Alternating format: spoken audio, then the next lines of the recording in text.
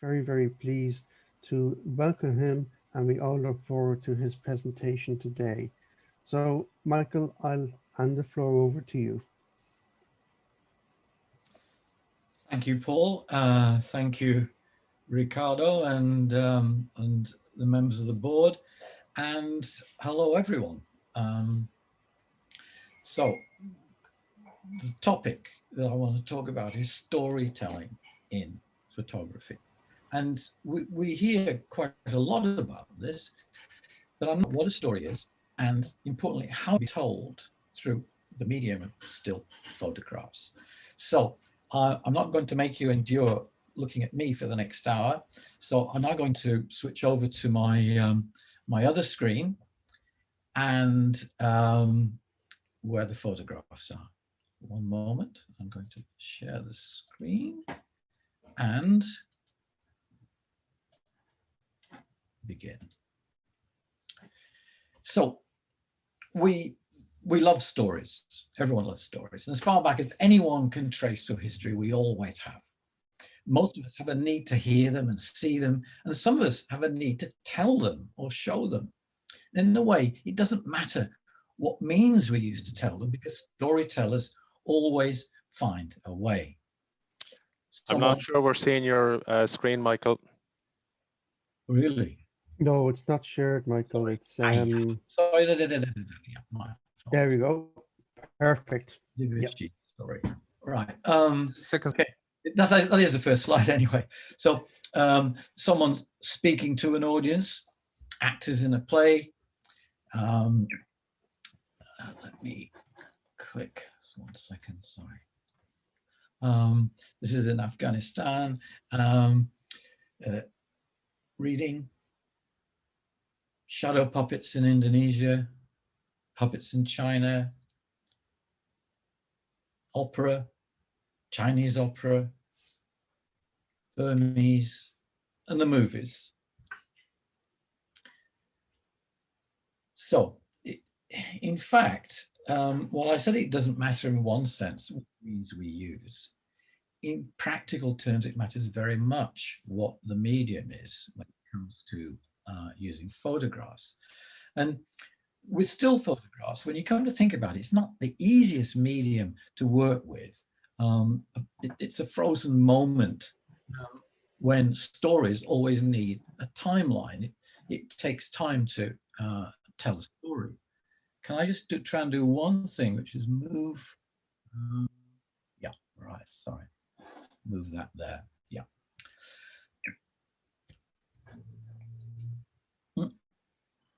But first, what's the appeal?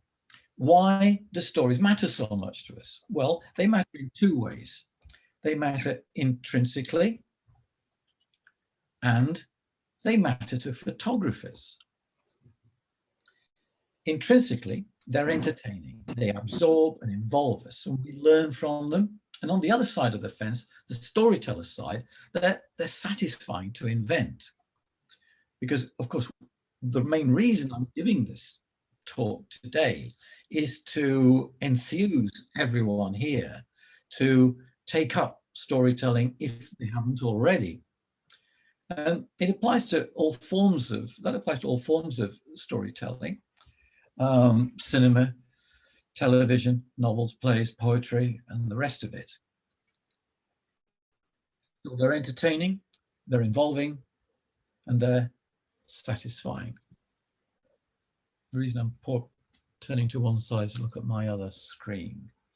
So for photographers, they give a direction and a goal, and they add a new kind of creative experience beyond just capturing a perfect frame. They give us something to dig our teeth into. And also, they can make up for the fact that we can't always, every time, get the perfect shot. By that, I mean, you usually need more than one shot to make a story, typically many. And they can't all be brilliant, but it doesn't necessarily matter, because together they can support each other, help each other out. And it's a bigger project, a bigger experience than just aiming for the single shot. So let me quote from the great Iranian photographer Abbas, whom I knew, who passed away sadly nearly 3 years ago. And he wrote, I used to describe myself as a photojournalist and was very proud of it. The choice was to think of oneself either as a photojournalist or an artist. It wasn't out of humility that I called myself a photojournalist, but arrogance. He went on to say, the school of Henri Cartier-Bresson, they draw with light, they sketch with light. The single picture is paramount for them. For me, that was never the point. My pictures are always part of a series, an essay. Each picture should be good enough to stand on its own, but its value is a part of something larger. Now, that's an unusually candid thing for a photographer to say. When you hear what you hear most of the time is two kinds of arrogance. One is that every shot has to be fantastic, otherwise you shouldn't show it. With the implication, of course, that all the images of the person saying it are fantastic. The second arrogance, and I've been hearing this a lot recently, is each of my pictures tells a story. In other words, not only is the capture great, but the photograph is so rich in meaning that the viewer can find a whole story within it. I'll return to this in a minute. As for me, I've been shooting professionally for almost 50 years now, mainly editorially. The magazines in the days when the big magazines gave out substantial assignments, and when assignment culture faded because of the fall in advertising revenues, books. And I've done 155 books to date, which I'm the first to admit is too many, but it's what I found satisfying. And the reason why I was so taken with doing magazine assignments for people like the Sunday Times magazine, the Telegraph magazine, Geo and the Smithsonian, and with books, was that every project was a story. So I'm very much in the same camp as Abbas. And indeed, we've shot on the books together more than once. So don't be too surprised by me showing a painting. Let's look at this idea, which I suspect most people who say it aren't really thinking very clearly, of telling a story in a single picture. And it's a common claim these days among photographers, but it's hardly backed up by any convincing evidence. A large tableau image is one, and it was used extensively in classical Western painting, notably with religious themes. Here's a famous triptych by Hieronymus Bosch, The Garden of Earthly Delights. And it was intended for the audience to study for a long time to appreciate all the story elements. And in those days, the artist could rely on the fact that people would stand in front of a painting and spend a lot of time looking at it and discussing it. Peter Bruegel, this is painting the fight between Carnival and Lent, and there's a lot of things happening inside. And this is about as far as storytelling in painting got. It's by Peter Bruegel. It's called The Alchemist. And it tells the story of how this man, obsessed by trying to find a way to make gold, ruined his family. I won't go into the details, but there are a lot of them. And it ends with a device of showing what happens in the end, in the view through the window. They've lost everything and they have to leave their house. Phew. But photography, that's a big challenge, unless you decided to stage everything. Basically, in a traditional sense of storytelling, it's possible only occasionally, and even then, only in a limited way. So here's a little scene within a scene being played out. And it's fairly easy to work out what's going on. These are Khmer dancers in Cambodia, in Angkor, waiting to perform. And one of the young girls has decided to practice being a prima donna. And here too, after maybe a second, you can see a little act happening. It also took the women several seconds to notice the boy stealing a fish. And what's going on here? And probably more important, especially to that guy, what's going to happen next? In fact, this was one incident in an annual event that takes place in the ranching towns of Colombia's north coast. It's called a corraleja, when young bulls are let out into a locally built stadium and people try their luck in outrunning them.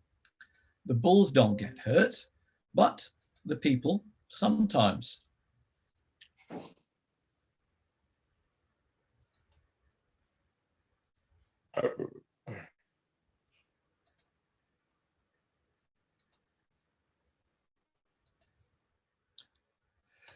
Now, giving that explanation helps our understanding, but it also removes the intrigue and mystery that made the shot interesting in the first place.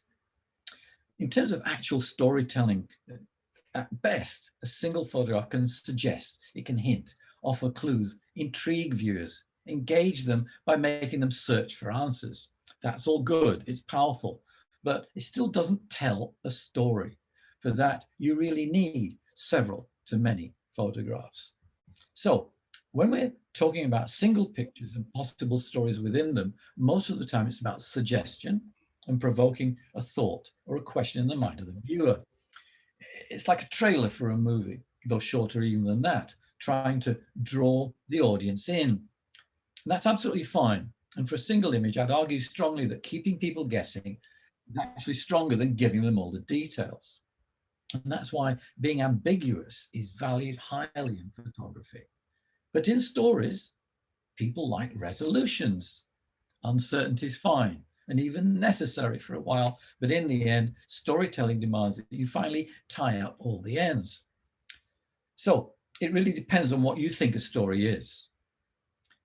If you're not being too serious, then yes, I suppose you could say there's a little story locked up in this picture or that picture. But really, a story is, as I've said, something larger. And that, for me, is where the appeal and adventure lies, to be using photography to explore something bigger, an event perhaps, or a big theme. Real storytelling is another matter. We meet it in the movies, television series, and novels especially. If you're interested, these are 2 books to read. The big fat one is the classic. If you have less time, the shorter one by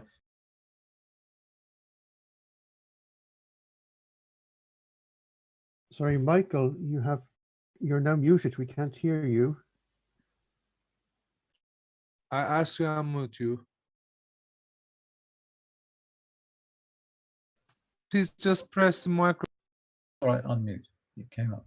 How long was I muted for? Just a few seconds. Okay, fine. Okay.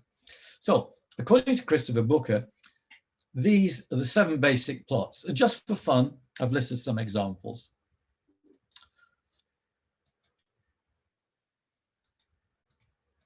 And I'm not going to spend a lot of time on this because we have to move on to photography.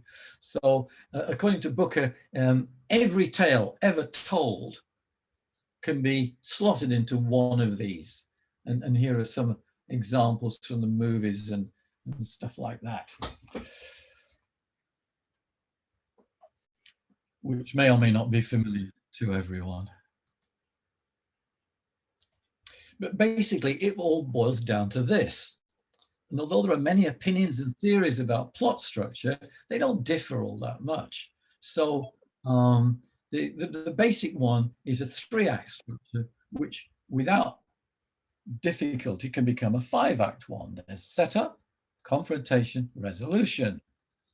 And then turning that into, with a turning point in between. And then that can be turned into 5. Setup, call to action, midpoint, things start to go wrong, victory or defeat.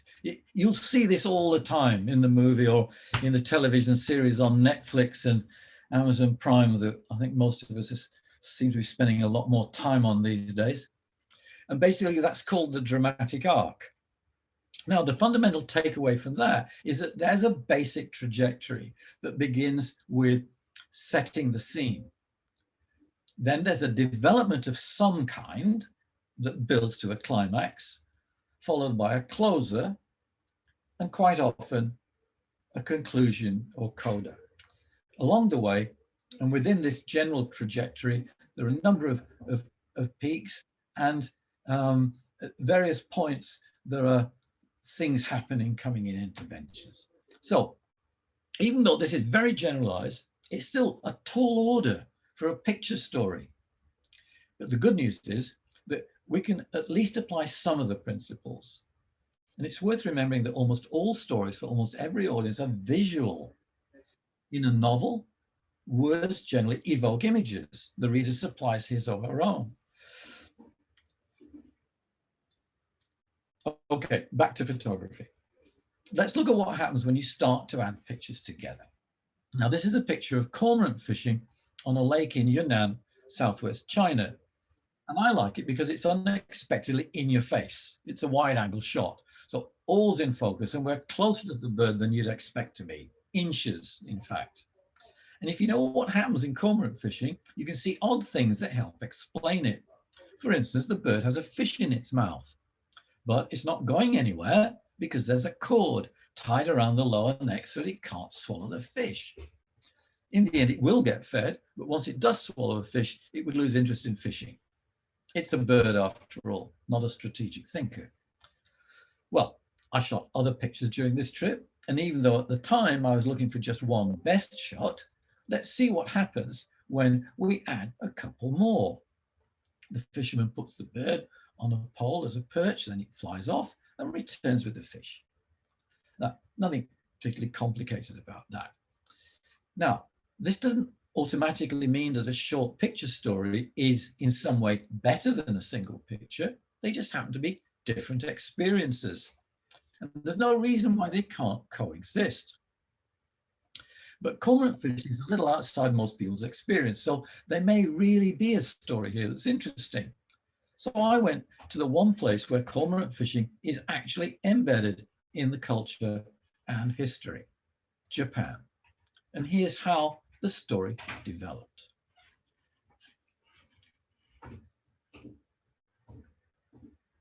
And you see that this is a presentation made for the screen that I'm captioning on screen. And I'm going to come back to that in a moment. So I'll let the words help explain what's going on.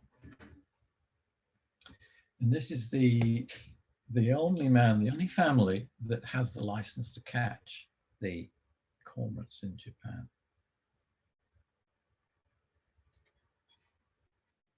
And the way it happens is he puts a decoy bird tethered on the edge of to attract the passing wild birds. And this is just in front of a bamboo blind or hide where he waits.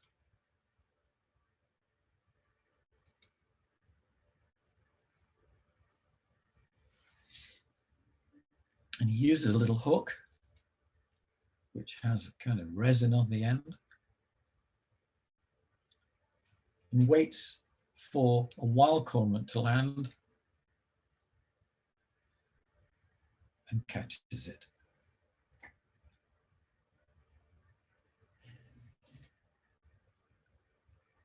Now this bird's too young, so he's throwing it back.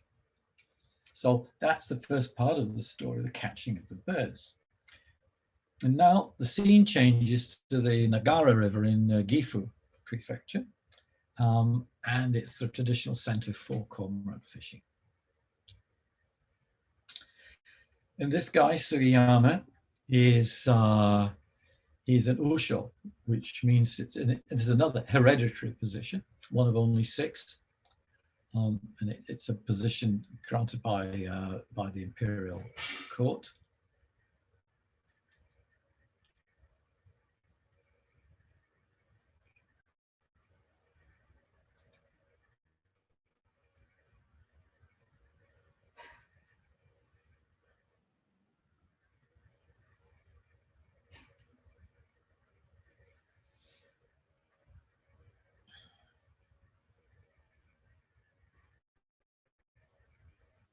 So they set off for the night's fishing. Fishing takes place at night, and we'll see why in a moment.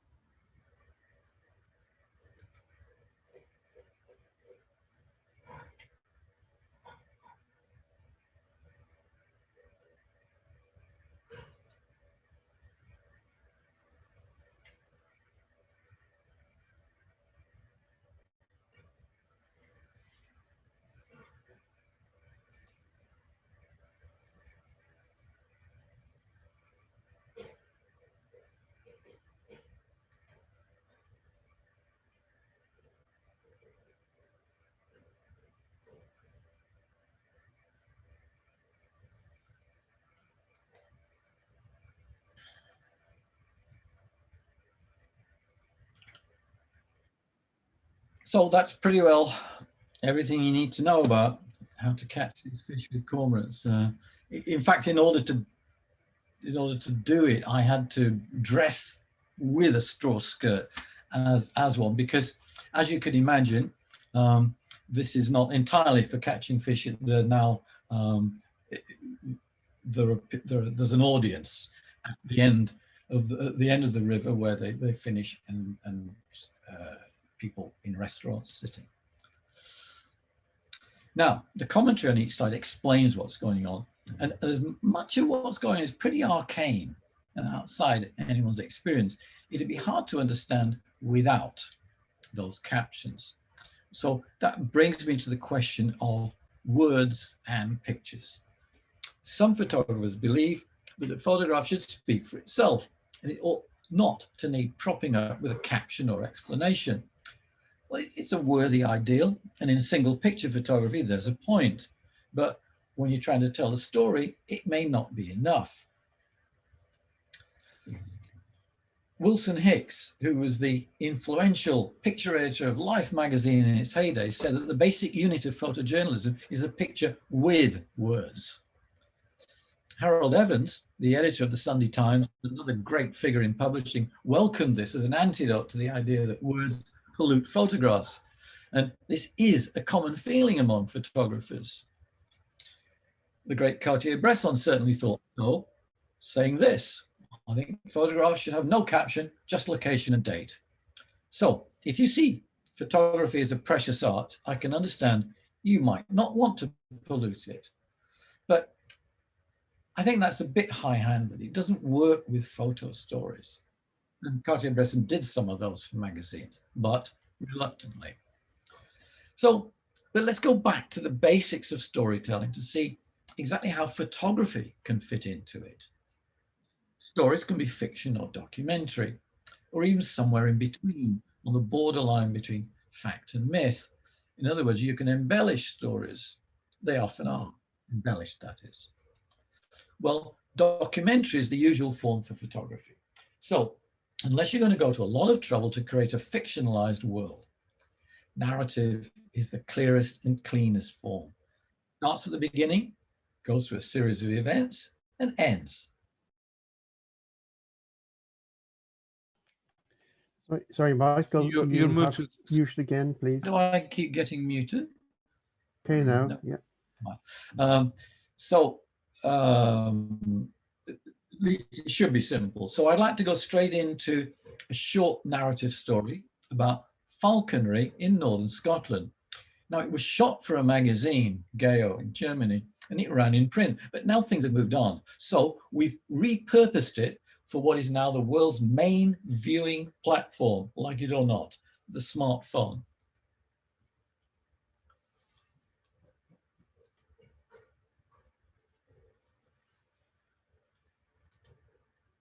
Now, this is another one, this is actually designed for swiping on an iPhone. So I'll let you see how this works.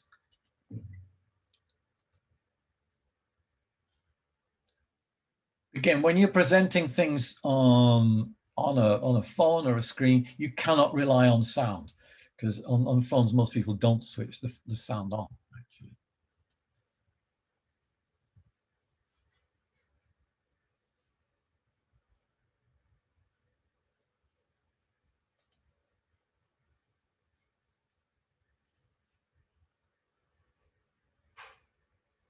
So in fact, I found this very interesting doing the repurposing, because pictures work differently on a page and on a series of pages.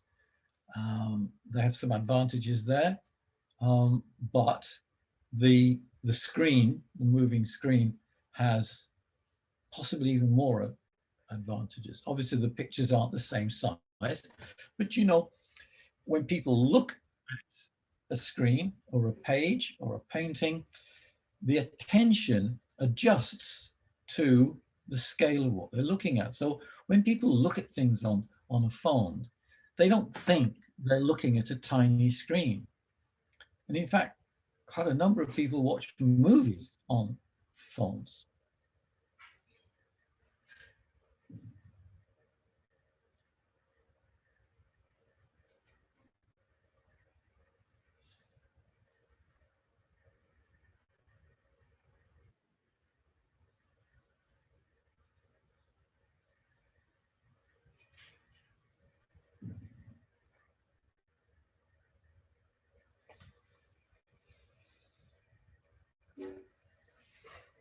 So there are all kinds of things you can do using animation and even what you might think the uncomfortable verticality of a phone to make action and story work.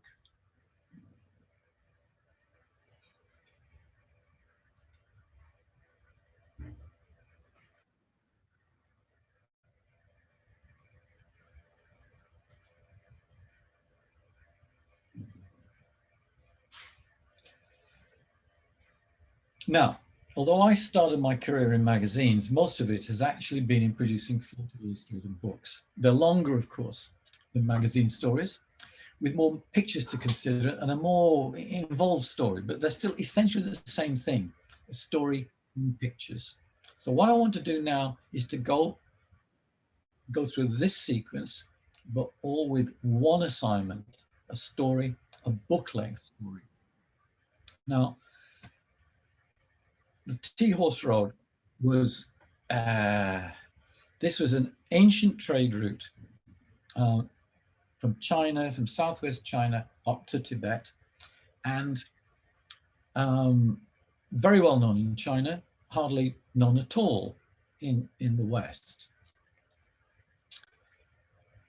And this is the book that was produced.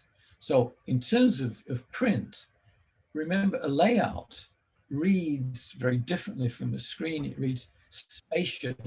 We're dealing in space now, not time. And the visual unit is the double page spread. It's not a single page. And that means you usually have the opportunity to make a relationship between facing images on facing pages. But at the same time, the pages turn. And with a book, this is a 300-page book, there's a linear sequence overlaid on the spatial one. And because of the length of a book this size, it makes sense to divide it into chapters, which are small units that each need their own mini dramatic structure. Remember what I was showing you before.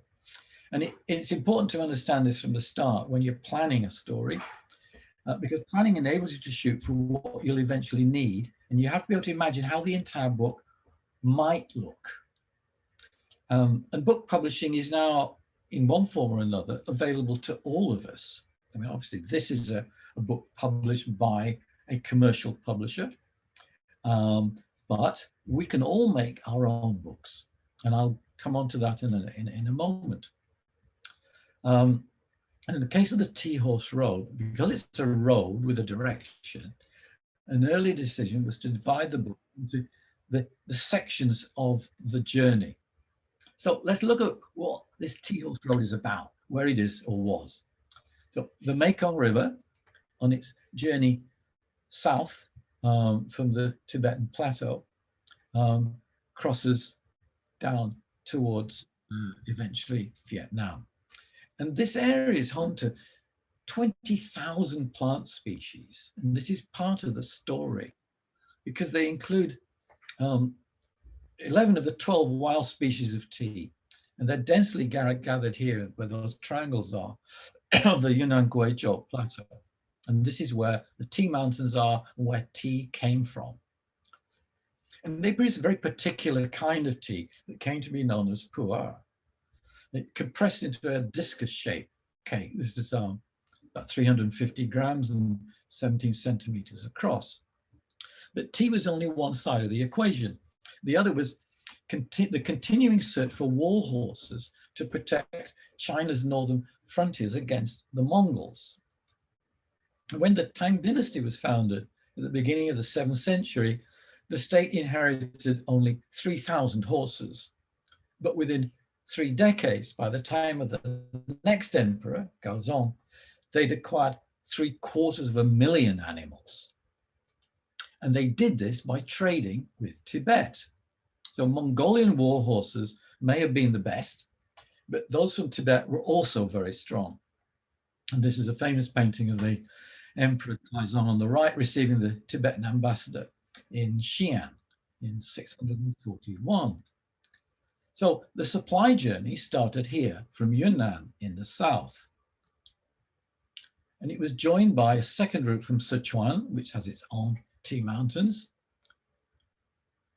And they continued west to Lhasa, with a much less used route crossing Burma, Myanmar. So the way I worked it out, the route divided into these sections, and that each of these would become a chapter. The mountains where it starts, this part of the road, the next bit, Sichuan, Tibet. So that's 6 of them, and it looked like a logical way to make chapters. Also, somewhere between 5 and 10 is a good number in photo book publishing for chapter breakdowns.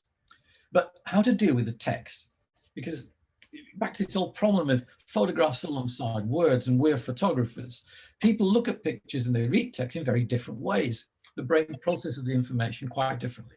So they don't really work well together on the same page because the reader's forced to switch mental modes. So I borrowed an old established time-life principle for books, which is the text and the pictures back to back. In other words, an introductory chapter text, and then the block of pictures. So I decided right from the start the treatment should be a journey into which is interwoven a number of strands. Now, there's no room for strands in a magazine story because it's too short, but they're actually needed in a book-length story because they give it the necessary complexity that sustains reader interest. There was T, ethnobotany, which is basically in these terms, it means the ethnic minorities who were involved in tea production and in carrying the tea. The journey, horses, of course, the muleteers, and what happens now, the contemporary. So throughout, I needed to interweave the narrative sequence with these strands. And that's why structure is the key to everything in planning a story. So the first chapter, we begin on the Burmese border with Sichuan Banana, which is the far southwest of China, which is surrounded by its carefully maintained agroforests. And the people here have been cultivating tea for over 1,000 years. And this minority is the Akar, who I had experience of 30 years before when I did a book for Time Life. Now, you'll probably recognize and see that this is an infrared picture, and there was a reason for that, because I needed to show the diversity of species here. And the forest on its own looks just sort of dull green, but in infrared, there's actually more variety and a bit of a glow of tones. So once picked, the first step is pan frying to halt the oxidation, and then still the leaves a roll briskly. You see, this is nothing like the sort of tea that most of us actually drink, which is produced in monoculture terms, generally in East Africa now. This is extremely artisanal. And then the leaves are spread out to dry for the day. And then the next day they're sorted, picking out the ones that have yellowed because they were got overburnt in the pan frying.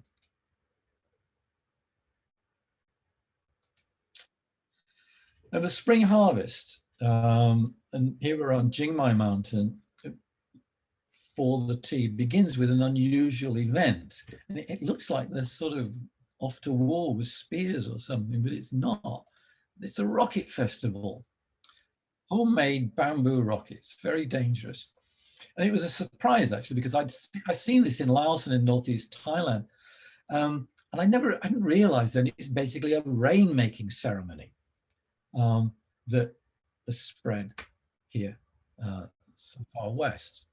And finally, with the spring harvest, a ritual tea picking in traditional clothes. Now, of course, you don't imagine that that farmers picking tea dress up to pick the tea, but once a year, for ceremonial reasons, they do. So that was, of course, a delight. Because I wouldn't like to have been accused of asking somebody to dress up just for me. The fact that they did it was good. And then we moved on to the production north of the Mekong River. During the Qing dynasty, tea became more and more popular, and villages like these, populated by Han Chinese, were picking tea. This is Yibang Ridgeline Village. So from the tea mountains, these compressed cakes of tea began their long journey north to Tibet. And the first part of this journey, which is chapter 2, I called the Stone Road. And it goes up to approximately Lijiang, for anyone who's familiar with that part of the world. And sections of this stone road still survive and are still used, although not to carry tea. This is Lushi, now isolated in the hills north of the Mekong, but it was an important trading post in the 14th century. And I also was looking for, and very happy to find, a few people who are still making the traditional pack saddle. And this has not changed in centuries. And it features a central gap in the top to avoid pressure on the horse's spine, because they're carrying heavy loads. And a little bit north of here is a village, a Muslim village. And the Muslims here are actually descendants of the Mongol invaders who conquered southwest China, Yunnan, in the middle of the 13th century. And they played a very important role in the caravans. And indeed, the most common surname in the area still is Ma, meaning horse. And of course, I was looking for survivors, because the Tea Horse Road finished with basically in 1949 with when Mao Zedong came to power, and after, well, it finished. It was finishing anyway with the war that preceded that. And after that, then road transport took over. So this is one man here. This is an 80-year-old man. He'd been a young guy at the end, in the 40s, at the end of the trail, you could say. And moving north from here to Dali, which is quite a popular place for tourists. And that's where I photographed the cormorant fishermen. In the next chapter, high passes and deep gorges, because the next stage of the journey is getting onto the Tibet-Qinghai Plateau. And the only way was, I mean, obviously infrastructure has really improved a lot recently, gorges and passes. So instead of one road, it became a series of trails. So this is a giant prayer wheel in Shangri-La. Basically, nobody had, until 2002, nobody had actually sort of claimed the name Shangri-La. So the local municipality did, because it has absolutely nothing to do with the book and the movie. that we're familiar with the name Shangri-La, but it certainly helped tourism. And horses have not yet quite been replaced by trucks. So by this point, we're in ethnically Tibetan Yunnan, going north. And I found and interviewed some veterans in their 80s. Incidentally, interesting that the hat he's got, it looks a bit like a Stetson. There's a reason for that, because in 1913, an American traveler called Fred Schroeder had an audience with the 9th Panchen Lama, who admired his hat greatly. So he gave it to the Panchen Lama. And ever since then, it's been a vogue for Tibetan men. Communal house building. Tibetans, you have very large houses, and the only way is that the community gets together to build each other's house. Continuing north, this is the Yalong River Gorge, and these pack horses were actually supplying small-scale mining operations in the mountains.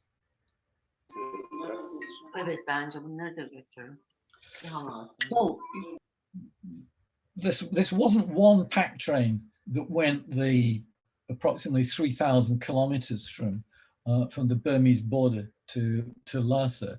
It was a series of staging posts. So individual teams would go backwards and forwards, and when they delivered the tea to the next team, they brought things back. So there was a continuous trade going on.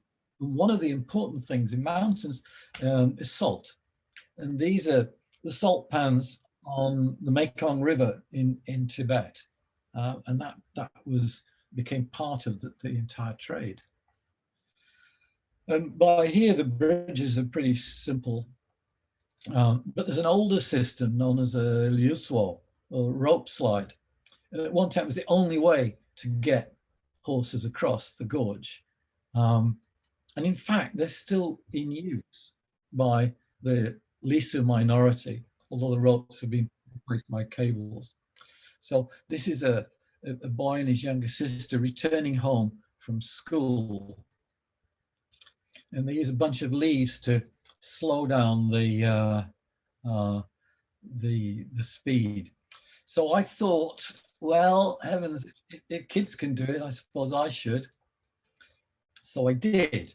So the way it worked is, and the river, the gorge is deep.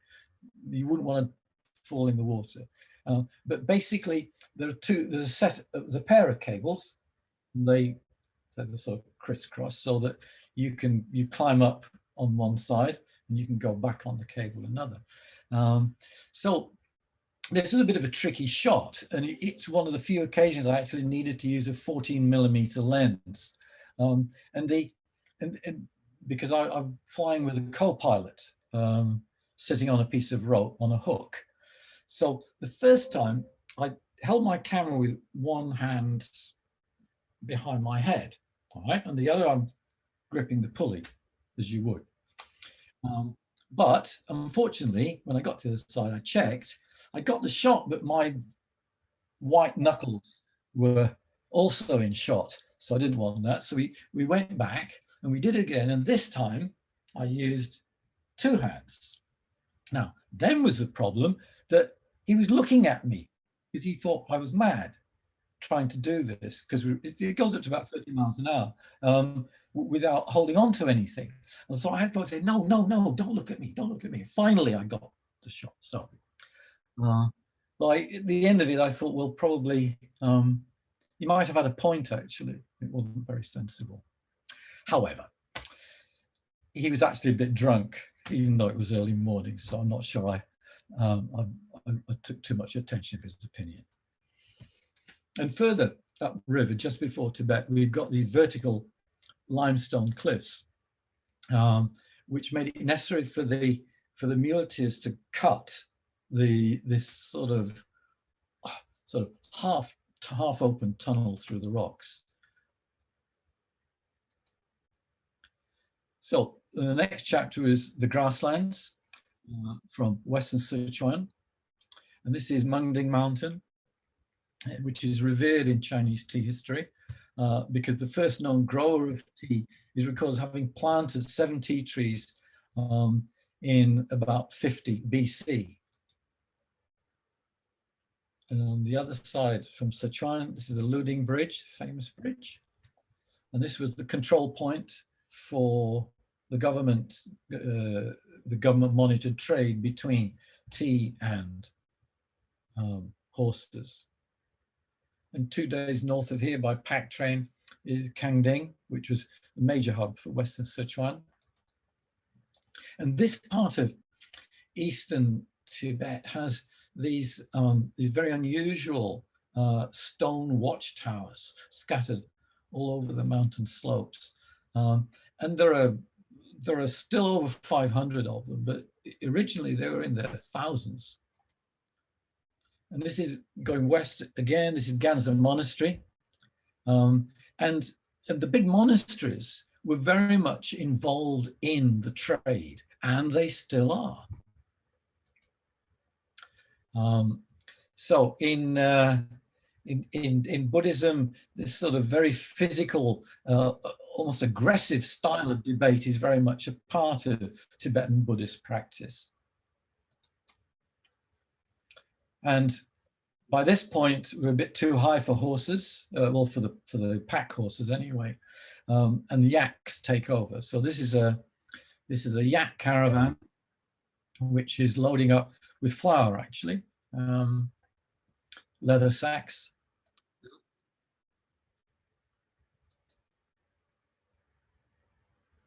And this is what the plateau's like in the east. It's a storm building up over the Dashua Shan range. And the final chapter, the Burma Road. It wasn't used very much, but I was particularly fascinated in it. I've always been interested in Burma. I started going to Burma in 1983. And it used part of the Southwest Silk Route. And this is a village, Tenchong, which is it still has horses, and it's still pretty traditional. How many more years, I've got no idea, but still. And then continuing on to the Irrawaddy River, that's still the only practical link for many Burmese communities. And here's the public boat, and there's no jetty or anything. Sorry, this is the last chapter, that the final destination in Tibet. And the passes can be pretty high. Here we're on the Dongda Pass, Dongda-la, and it's 4,800 meters. And it's every bit as uncomfortable and cold and miserable as it looks. Now, there's no tea going along the road, but there's still this very traditional practice called chak.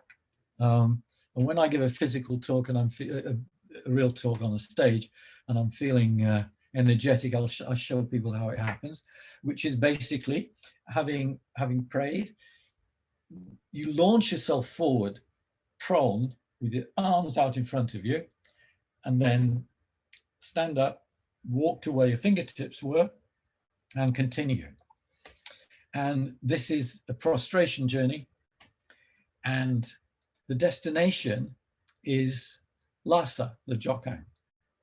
So, as you could probably work out, the length of the journey depends on where you live. And those young guys had been on the road 4 months already doing that.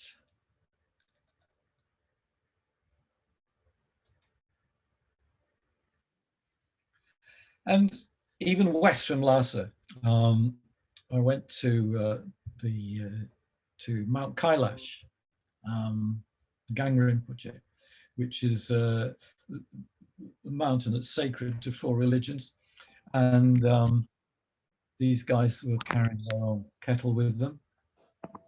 He kindly gave me some tea. And this is the high point is the pass. One man even taking his horse there. So that's a selection, only obviously. And this was the final book.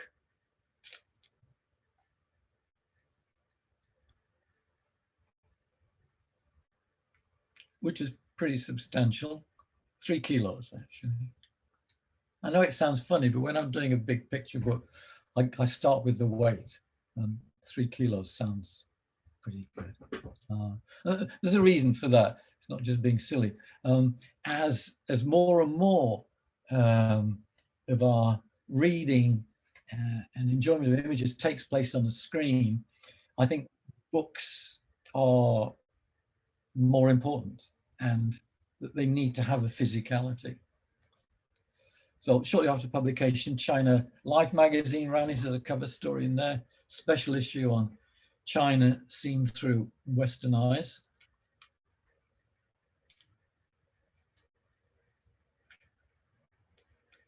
And it's always interesting to me how you can lay out a story in so many different ways.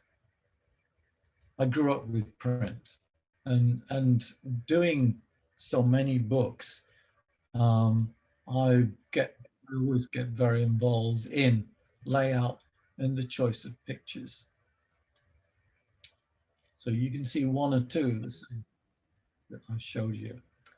And you might think I'm flogging a tea horse to death here, but some years later, I had a reason to create a completely different kind of book. And this is more relevant to us here as a group, because although it was for a commercial client, as a hotel group who were building a chain of boutique resort hotels along the Tea Horse Road, they approached me because they needed to sell the idea of the journey, not just the individual hotels.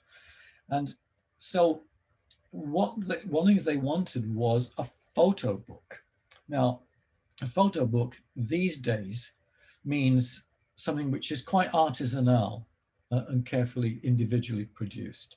So anyone can do these. I mean, there's many, many companies printing companies who do print on demand. Of course, I needed a different title for it. So I just went back to Robbie Burns of Tea and Horses. It's difficult sometimes with titles. If it's called a Tea Horse Road, you've got to have the word tea in it, and you've got to have the word horse, and you've got to have the word road. And we even found a Chinese title, Chama Tianya, which is from a poem. And this became a series.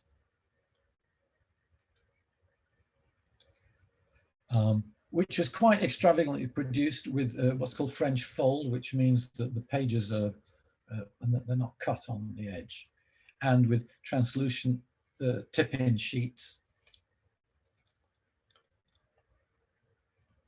So this had to be completely different. And here is a book, a photo book, quite shorter. I'm not going to show you all of it, where the pictures have to carry everything. And also we were looking to make much more of the design. So for instance, using a very long picture where necessary. And using that translucent sheet as an interleaf. So you see the pictures are not narrative anymore. The choice of pictures are not narrative. They're supposed to be simply a visual experience to give the atmosphere and feeling of the place. And occasionally doing things like that, where you have to turn the book on its side.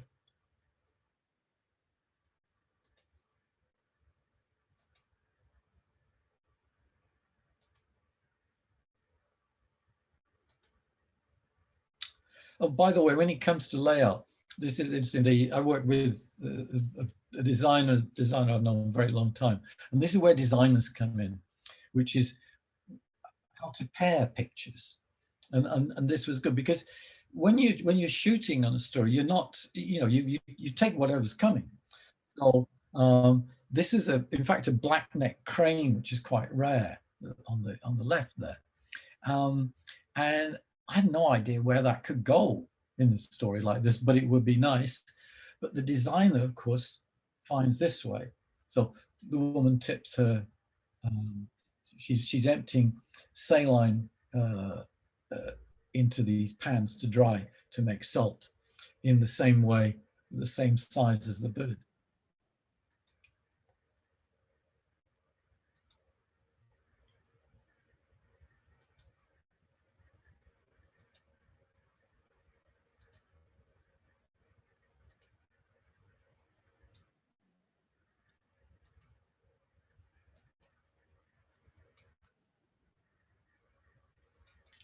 And mixing it also with some artwork. There, we saw that picture on the right before. Actually, I am showing you the whole book. I forgot. Yes, this is it. It's almost finished. But, so you see, layout and design become a very important ingredient in storytelling with still photographs, because it's what gives it the rhythm and the pacing. And when I say rhythm and pacing, for instance, you don't always want to have big pictures, but you don't always want to have small pictures. So to have a double page, very long picture like this, next to this, gives an automatic change of pace.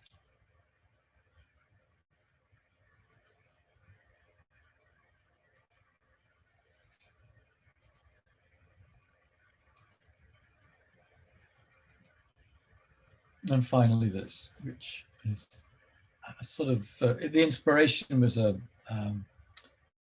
scroll painting. But as we saw, as I showed you with the beginning with the falconer story, more and more photographs are seen on the screen. So even though this story began for a book, we need to find ways of converting stuff shot for print into slideshows. And there are two kinds of slideshow. They're called click-through or movie. Well, I can't show any movies here because, and the reason is that there's so many variations in bandwidth among all of you that even though I can run the video, it may not get through properly. So we're going to stick to click-through, and it does what it says. A movie allows you to just, you press it, it goes, and the advantage there is, two advantages, is one, you control exactly how it's seen, how the slideshow is seen, and you can add music, which may or may not be a good idea. Click-through allows the user to do that, click through. So this is very, very short, but now you've seen those pictures in a book, in a big coffee table book, in a magazine, and in a artisanal photo book. Here is a selection of them and how it might work on a very short slideshow. And here, the issue of what pictures go where and how you paste them is very, very much to the fore, because you want to keep the viewer looking always. And this perhaps is one of the biggest issues in photographs when you're having a number of pictures, when you're doing a story rather than a single one. If you're showing a single picture, somebody stands in front of it, they like it or they don't, and they move on. But if you've got a number together, you want to keep people sitting there. You have to work hard at it.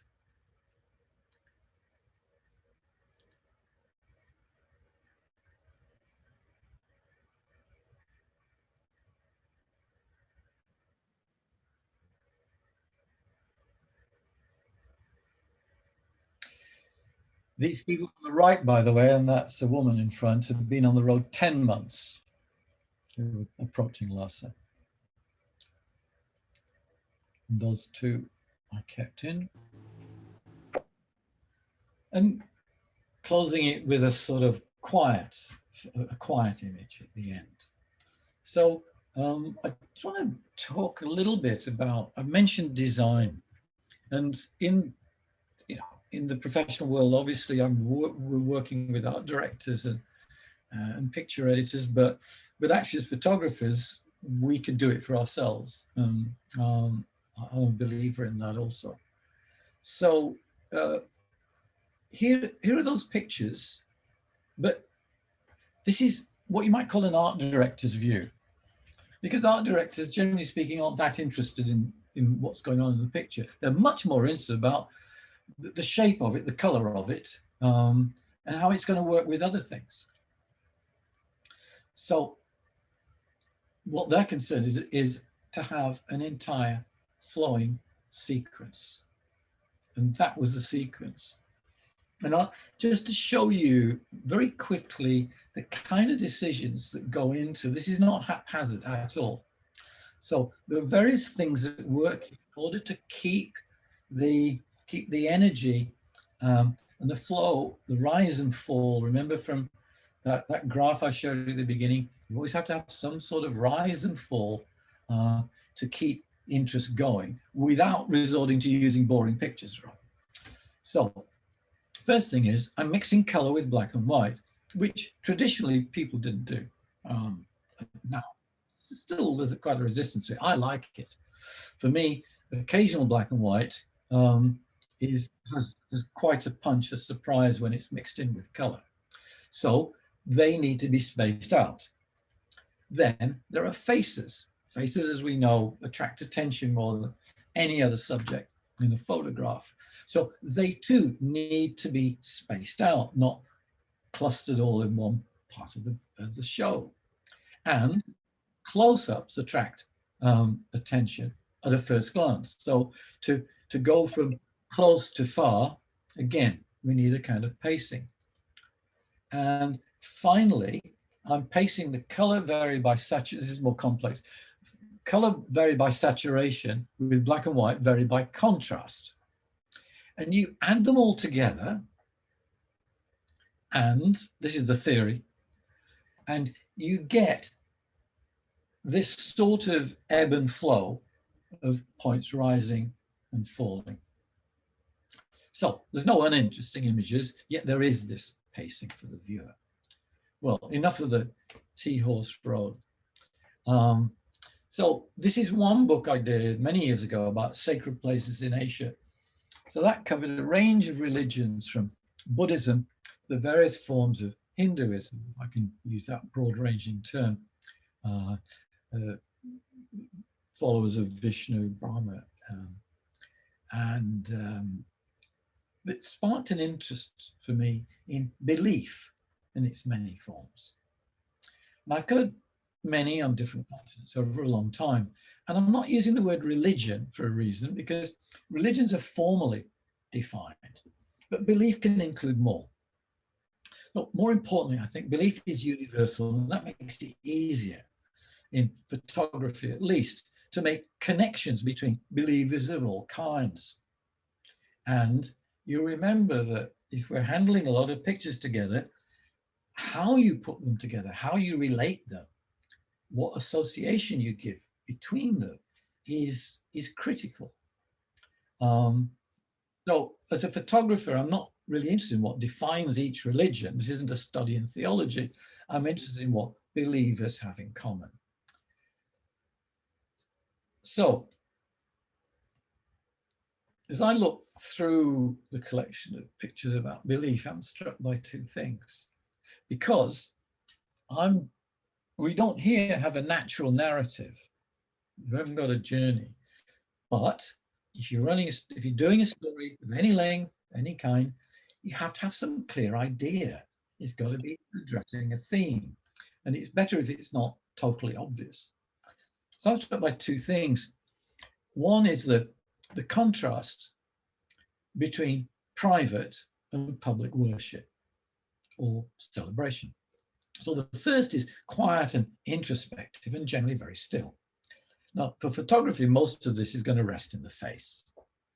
At the opposite extreme is worship en masse, large gatherings. And they're also very typical of belief. Believers like to gather together. And the second thing that impresses me is the sheer scale, variety, and imagination that has gone into structures, from churches to pagodas to mosques to art and votive objects. They're all very special constructions, far removed from daily life. But fascinating though that last point is, there's a danger in doing an architectural book and having it dead. And I'm much more interested in people. So how do you set about making a story out of this? Obviously, a narrative story that's linear has its own framework.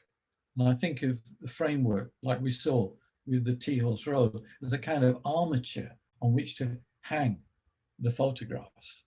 But with a broader subject, it's up to you as the author to make the theme or the themes definite.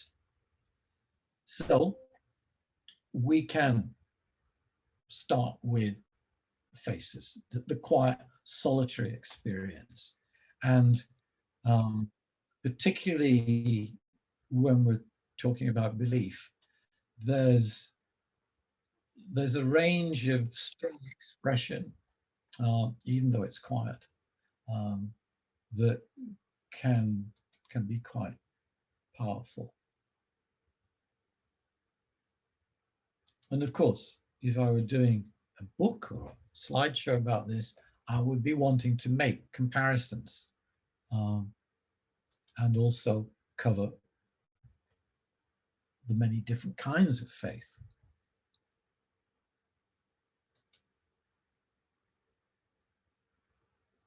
And by that means, we can see that all these people have a devotion and an intensity in common. And this is one of those Tibetan pilgrims on Kailash who's succeeded in crossing the final pass, the Drol Malar, and that's the moment for sheer joy. Further back, this old woman was facing having to continue up there, and we're at nearly 6,000 meters here, and it's pretty uncomfortable.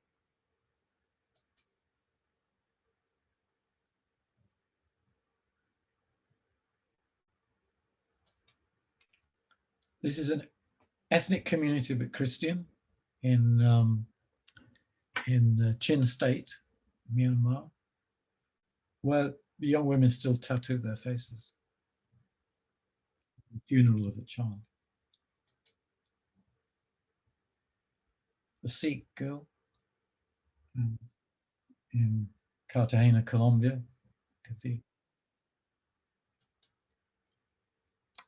So you see also, when you start to put pictures together, you invite the viewer to look between them and make connections or contrasts. We can pull back from faces. This is in Shwedagon. He's looking at the sun, which is a very dangerous thing to do, but incredibly devout. And this is one of the sacred places on the pilgrimage around Kailash. This is the Taj Mahal, by the way.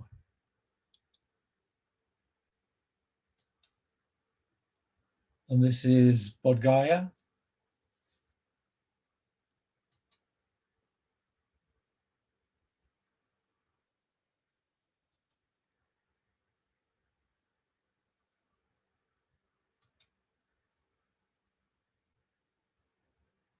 But still, it's very much about expression, posture.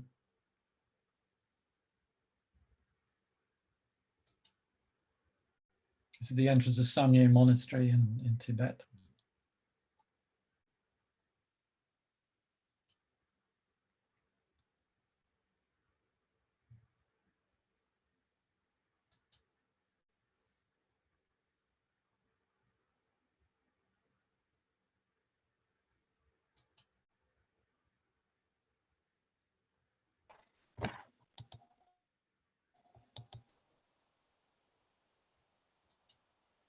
Jerusalem.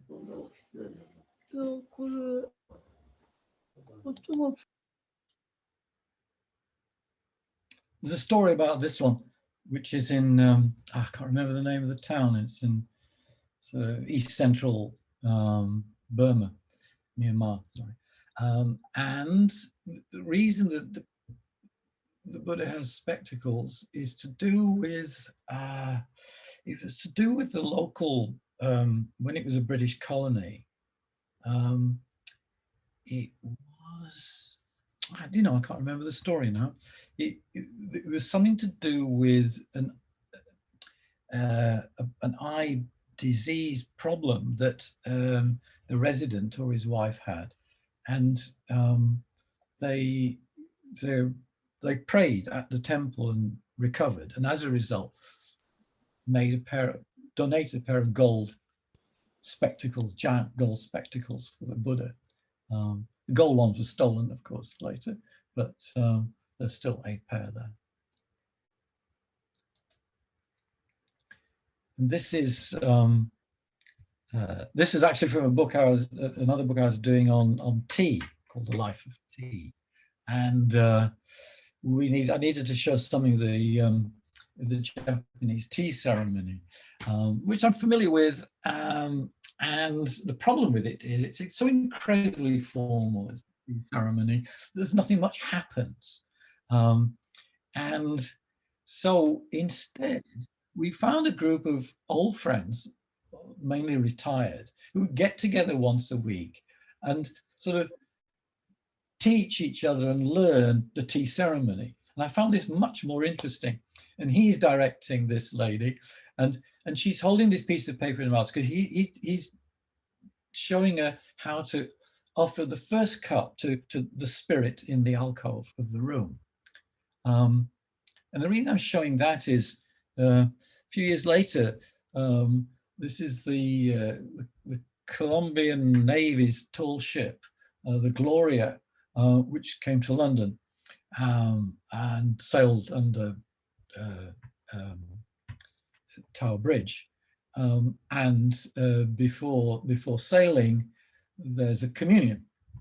And in fact, on my contact sheet before, these two pictures were next to each other. And that's the kind of thing that happens. So, you could see how a layout might become more interesting by juxtaposing two pictures. A lot of storytelling, a lot of this kind of layout is to do with juxtaposition. And then we have bigger events. This is an Indian festival in Mauritius.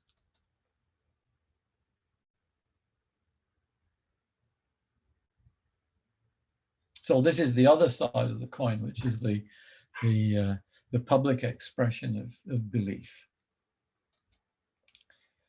And here we're in Omdurman on a Friday, and this is a zikr, which is it's not a dance. This is one of the Sufi sects, and they jump. It certainly made a strange impression on me.